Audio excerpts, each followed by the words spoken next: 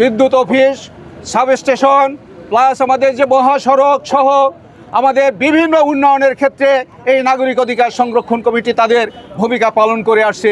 দুর্নীতির বিরুদ্ধে তারা অবস্থান গ্রহণ করে আসছেন। অতএব সেই ক্ষেত্রে আজকে আমার এই দক্ষিণ বাংলা থেকে 1000-এর উপর মেগাওয়াটের বিদ্যুৎ উৎপাদিত হওয়া সত্ত্বেও আমরা তার পরিবেশ বিপর্যয়ের করা সত্ত্বেও আমরা এই বিদ্যুতের মাত্র 30 মেগাওয়াট বিদ্যুৎ পাওয়া থেকে আমরা বঞ্চিত। সেখানে মাত্র 12 মেগাওয়াট বিদ্যুৎও আমরা পাচ্ছি না। অতএব সেই ক্ষেত্রে আমরা এখানে ছাপার করব, অথচ সারা অন্য দেশে অন্য জায়গায় তার আমাদের বিদ্যুৎ চলে যাবে, অথচ আমাদের এই সামান্য বিদ্যুৎটুকু 1000 মেগাওয়াট বিদ্যুতের মধ্য থেকে এইখানে যেহেতু বিদ্যুৎ উৎপাদিত হয়, এখান থেকে মাত্র এই কয় মেগাওয়াট বিদ্যুৎ আমাদেরকে এখানে দিতে পারছে না। এটা অত্যন্ত দুঃখজনক, অত্যন্ত লজ্জাজনক। অতএব আমাদের দাবি হলো এই আমাদের যে বরগুনা জেলাতে যতটুকু বিদ্যুৎ প্রয়োজন সেই বিদ্যুৎ এখানে দিয়ে তারপর তারা অন্যত্র বিদ্যুৎ নিয়ে যাক, আমাদের কোনো আপত্তি নাই। প্রতীকী আন্দোলন শুরু করেছি আমাদের বরগুনা জেলার নাগরিকদের অধিকার আদায়ের জন্য।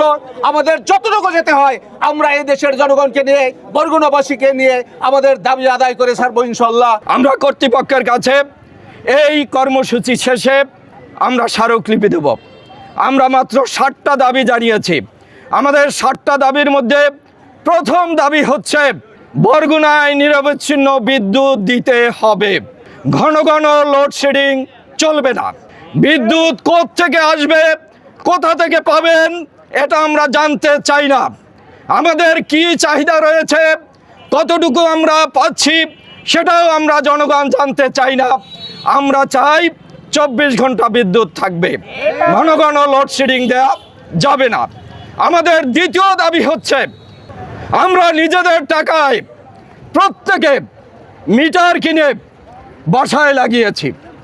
আমাদের নিজেদের টাকায় কেনা মিটার, সেই মিটারে প্রতি মাসে বিদ্যুৎ ইউনিটের বাইরেও ডিমান্ড চার্জ নামে একটা চার্জ নেওয়া হচ্ছে। আমরা এই চার্জ দিতে চাই না। আমাদের টাকায় কেনা আমাদের মিটার আমরা ব্যবহার করব, সেই মিটারে আমরা বিদ্যুৎ বিভাগকে কোনো ধরনের ডিমান্ড চার্জ দেব না। আমাদের এই ডিমান্ড চার্জ বন্ধ করতে হবে।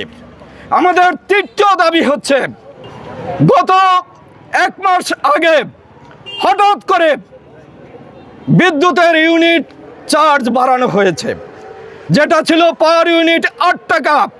গত মাসে সেটা আপনারা যারা বিল পেয়েছেন দেখবেন আপনাদের ইউনিট 15.5 টাকা, প্রায় দ্বিগুণ ইউনিট চার্জ করা হয়েছে।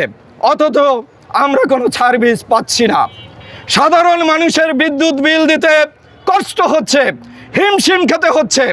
আমাদের দাবি হচ্ছে আগে যে 8 টাকা ইউনিট ছিল সেই 8 টাকা ইউনিটে ফিরে যেতে হবে।